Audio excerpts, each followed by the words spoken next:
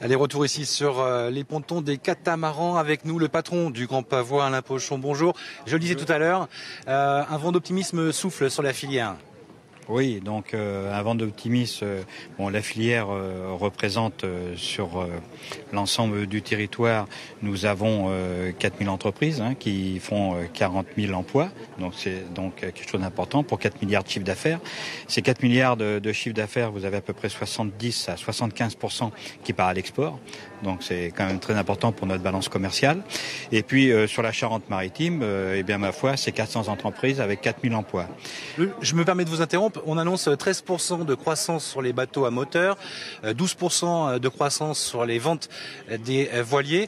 J'imagine que ça, la filière s'y attendait, mais en tout cas, il paraît qu'on manque de main-d'œuvre. Alors, on manque de main-d'œuvre. Donc, les chiffres que vous venez de relater sont les chiffres qui sont en cours à l'heure actuelle. Les salons qui ont eu lieu, pour le salon de Cannes, le salon de Gênes, des réunions que nous avons entre professionnels. On pouvait dire que sur les années précédentes, on sentait un frémissement sur le Grand Pavois. Et là, on pourrait dire que nous sommes vraiment repartis. De toute façon, on le voit sur le Grand Pavois. Sur le Grand Pavois, nous faisons à peu près 6% de plus en termes d'exposants. Donc, ma foi, le frémissement est en train de se concrétiser par vraiment une reprise. Alors maintenant, effectivement, les chantiers recherchent du personnel, que ce soit des menuisiers, des électriciens. C'est-à-dire qu'on manque de main-d'œuvre. On manque de main-d'œuvre aujourd'hui. On manque de main-d'œuvre complètement. Et du reste, au Grand Pavois, nous avons sur le business center du Grand Pavois, nous avons un panneau qui a été mis en place avec les chantiers qui recherchent du personnel.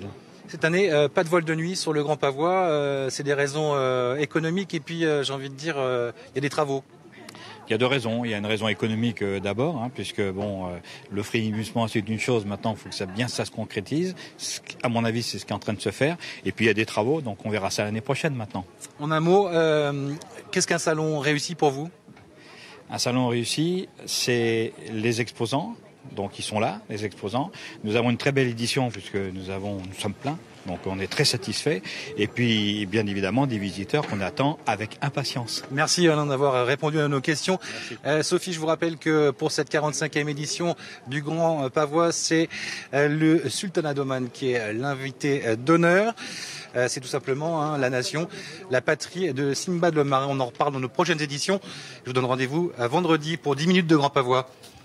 Merci.